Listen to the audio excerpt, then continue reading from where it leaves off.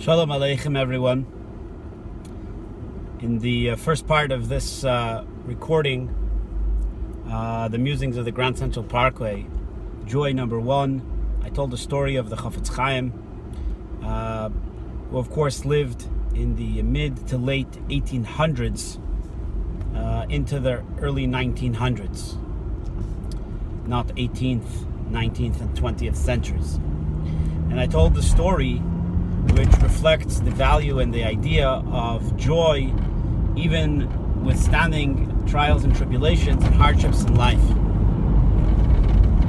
I read an article a little over a year ago from a great Talmudist at Yeshiva University in New York City. And in the article, he testified to the fact that his father of blessed memory attended the Great March on Washington with 1,000 other rabbis. This was in the early part of the 1940s.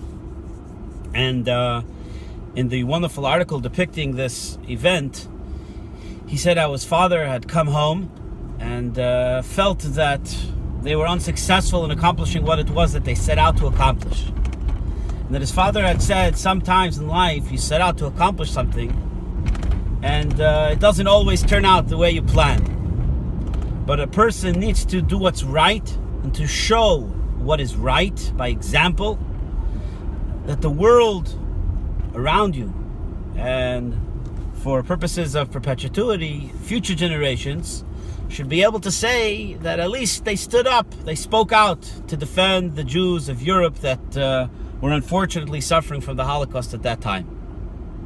Reading the article, I thought it was very nice, a son's recollection of a father and retelling the story of the 1,000 rabbis that marched on Washington. But I recalled a Gemara at the time, which bothered me very much, based on this article. What does the Gemara say? The Gemara says in Brachos, when a person prays, a person should never comment on his prayer when he finishes, at the conclusion of his prayer. Because one never knows if one's prayer was answered or not.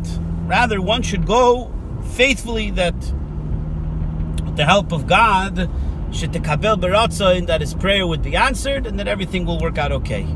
Additionally, the Talmud says, if a person prays with 10 people, and this is also brought in the code of Jewish law, that a person is guaranteed to be answered. So I sat down and I wrote this wonderful rabbi, Talmudist, the sources of these Talmudic passages, and telling him, I respect you and I respect your father, of course, of blessed memory, but this is contrary to what the Talmud teaches us. One should never underestimate one's efforts. And he wrote back to me very kindly, I agree. Sincerely, Rabbi so-and-so. When I heard this story of the Chofets Chaim, I thought to myself, what a wonderful confirmation amongst various that show this idea.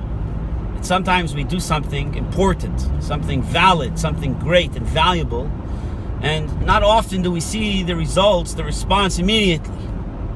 With regard to the 1,000 rabbis in the March in Washington, who's to say the great effect that it had? For all we know, Washington heard, documented this reality, and many people saw, and perhaps many little things happened behind the scenes, and maybe even for all to see, just not documented, not made known to the masses, that actually helped, and eventually the war did end, and eventually the Holocaust ended, and eventually World War II ended, and eventually many hundreds of thousands and even millions of Jews were eventually replaced and brought back to rebuild Jewry today, to see what it is in the most amazing and miraculous resurgence of world Jewry and recovery of world Jewry and Judaism and Torah, perhaps even greater ways than prior to the Holocaust.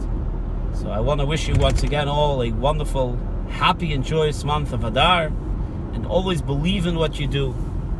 Don't underestimate the value of a mitzvah, a small mitzvah, much more so a great mitzvah, individual, 10 people, 100 people, for sure 1,000 people, and of course the words of a tzaddik, one who guides you, one who inspires you, one who invigorates you and the masses.